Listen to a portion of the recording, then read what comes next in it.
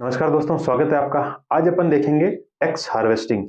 एक ऐसी प्रैक्टिस या ऐसी टर्म जो कि इनकम टैक्स में कहीं भी डिफाइन नहीं है, लेकिन कुछ प्रैक्टिशनर्स या एसएससी उस टैक्स हार्वेस्टिंग की वजह से अपना टैक्स लाइबिलिटी कम कर लेते हैं, वो कि लीगली करते हैं, कुछ भी इलीगल नहीं है। तो चलते हैं टैक्स हार्वेस्टिंग में। यह है क्या टैक्स हार्वेस्टिंग?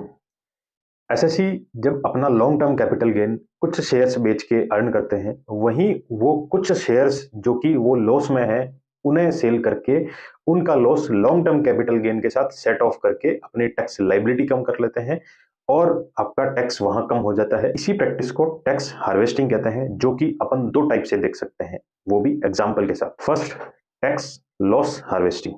मान लीजिए आप फाइनेंशियल ईयर 2022-23, 2022-23 में आपका कोई लॉन्ग टर्म कैपिटल गेन है 5 लाख का। वहीं आपके पोर्टफोलियो में ऐसे शेयर्स भी हैं जो आपको लॉस दे रहे हैं। वैसे शेयर्स अगर मान लीजिए आपने 4 लाख के लॉस के साथ उन शेयर्स को बेच दिया, तो आपका लॉन्ग टर्म कैपिटल गेन उसके साथ सेट ऑफ होकर कितना बचेगा? 1 लाख रुपए, जो कि टैक्स नहीं लगता। 1 लाख से कम अगर लॉन्ग टर्म कैपिटल गेन है तो टैक्स नहीं लगेगा, 1 लाख से ज्यादा है तो 10% लगेगा। फिर बात करते हैं, कुछ लोग बोलते हैं कि शेयर्स मैं बेचना ही नहीं चाहता, मैं वो होल्ड करना चाहता हूं। तो कुछ प्रैक्टिशनर्स ऐसा करते हैं या कुछ एसएससी ऐसा करते हैं कि जो शेयर्स उन्होंने बेचे हैं लॉस में, वही शेयर नेक्स्ट डे या कुछ दिनों में वापस ले लेते हैं। उतने ही शेयर, उनके पास शेयर्स भी रह जाते हैं और जो लॉस है उनका इसी साल सेट ऑफ होकर टैक्स भी कम हो जाता है।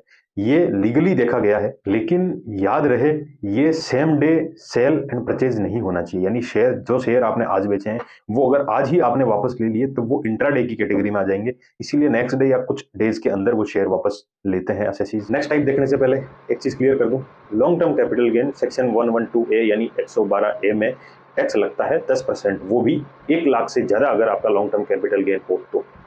नेक्स्ट टाइप देखते हैं टैक्स गेन हार्वेस्टिंग।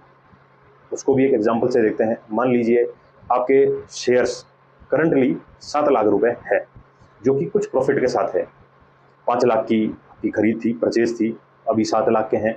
आप उसको बेचना नहीं चाहते, बोलते हैं कि साल 2 साल बाद में बेचेंगे, मैं 10 लाख में बेचूंगा जब हो जाएंगे। यानी 5 लाख से 7 लाख तक अभी है, 7 लाख से 10 लाख में आप बेचना चाहते हैं। तो कई लोग ऐसा करते हैं कि 5 लाख से 7 लाख मतलब 2 लाख का जो कैपिटल गेन है, इसी साल वो 7 लाख में शेयर बेच के 2 लाख का कैपिटल गेन अर्न करते हैं। उसमें से 1 लाख रुपए तक वैसे ही नहीं लगता लॉन्ग टर्म कैपिटल गेन, ऊपर का 1 लाख हुआ उस पर 10% लगता है।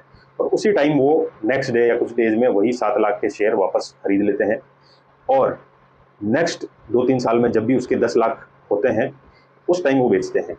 यानी 3 लाख रुपए और उनको लॉन्ग टर्म कैपिटल गेन हुआ।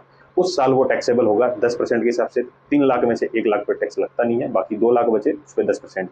यानी 1 लाख यहाँ लगे, 2 लाख यहाँ लगे, टोटल 3 लाख पे 10% उनको टैक्स देना होता है।